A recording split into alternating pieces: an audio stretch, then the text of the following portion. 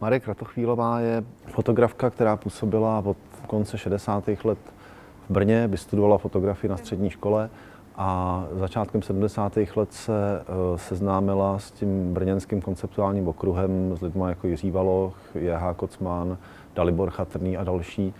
A velkou část 70. let všem těmhletěm umělcům a několika dalším vlastně pořizovala dokumentace jejich akcí, performancí z různých výstav a podobně. Je to dílo výjimečný tím, že vlastně soustředěný, kvalitní, ale přitom naprosto minimální i co se týče rozsahu, že to je vlastně jedna banánová bedna, ve které je všechno podstatné a není potřeba k tomu nic dodávat a všechny obrovské archivy, které má většina fotografů, tak vlastně najednou jako tady jsou komprimované jako do naprosto minimálního souboru. Když jsme se tím probírali, tak jsme vlastně pro tenhle malý prostor vybrali 3 malé celky. Jeden je, to se jmenuje Katedra anatomie, což je takový jeden z raných cyklů, ale vlastně možná nejminimálnější, jak je kdy udělala, takový vlastně jenom předměty na bílý zdi, nějaká zástrčka, rozvaděč elektrický a takovýhle.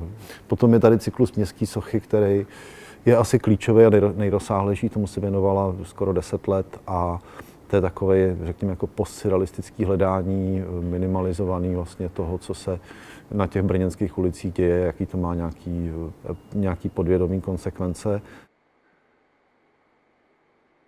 Na té vlastně poslední zdi úplně vzadu, tak tam je výběr ze souboru, který se jmenuje Ma France a ten je asi takový nejznámější, asi nejojedinělejší projekt, který dělala. A ona vlastně měla 3 týdny času na to, aby mohla cestovat po Francii a zároveň v tom vlastně bylo rozhodování o tom, jestli v té Francii zůstane už na pořád, anebo se vrátí zpátky do toho komunistického Československa.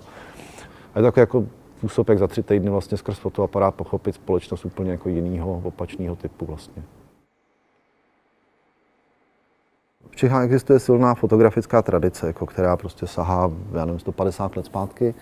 A ona, i když o té tradici věděla, tak vlastně se jí nikdy moc nezabývala a spíš jako volně dejchala mezi těma lidma, který se jmenoval z toho brněnského okruhu a tam se inspirovala daleko víc vlastně než tou fotografickou tradicí. No. A v tom myslím, že je ojedinělá a vlastně nikdo podobný tady v Čechách určitě není.